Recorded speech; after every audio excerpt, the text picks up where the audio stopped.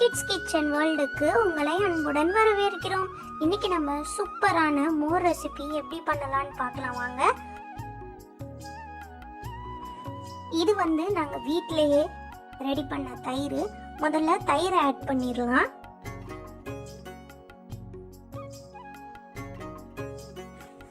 தயிரை பார்த்தாலே தெரியும், பயங்கர கிரீமியா வந்துச்சு. தயிர் ஆட் பண்ணதுக்கு அப்புறமா ஒரு விஸ்க வச்சு நல்ல தயிரை அடிச்சு எடுத்துக்கலாம்.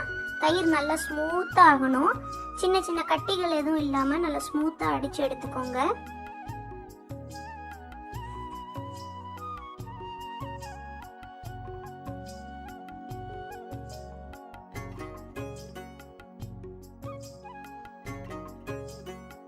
இந்த அளவுக்கு நல்லா ஸ்மூத்தா அடிச்சு எடுத்ததுக்கு அப்புறமா நம்ம கட் பண்ணி வச்சிருக்கிற ஃப்ரெஷ் கொரியாண்டர் லீவ்ஸ் ஆட் பண்ணிக்கோங்க, அதாவது மல்லி இலை.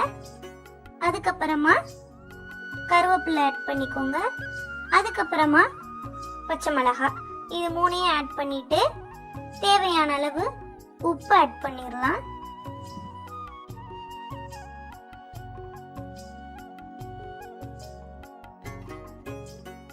இப்ப திரும்பவும் நல்லா கலந்து விட ஆரம்பிச்சிருங்க.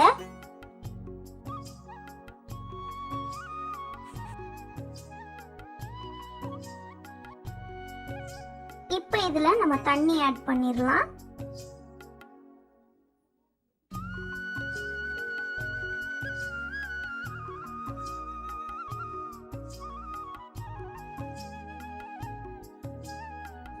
தண்ணி ஆட் பண்ணிட்டு இதை நல்லா கலந்து விட்டுக்கோங்க. நல்ல விஸ்க போட்டு பீட் பண்ணாதான் மோர் நல்லா இருக்கும் குடிக்கிறதுக்கு. அவ்வளோதான், அடிக்கிற வெயிலுக்கு ஒரு சூப்பரான மோர் எப்படி செய்யலாம்னு சொல்லிட்டு பார்த்தீங்க. குழந்தைகளா, உங்களுக்கு இந்த வீடியோ பிடிச்சிருக்குன்னு நினைக்கிறேன். உங்களுக்கு இந்த வீடியோ பிடிச்சிருந்ததுன்னா மறக்காம கிட்ஸ் கிச்சன் வேர்ல்ட சப்ஸ்கிரைப் பண்ணுங்க.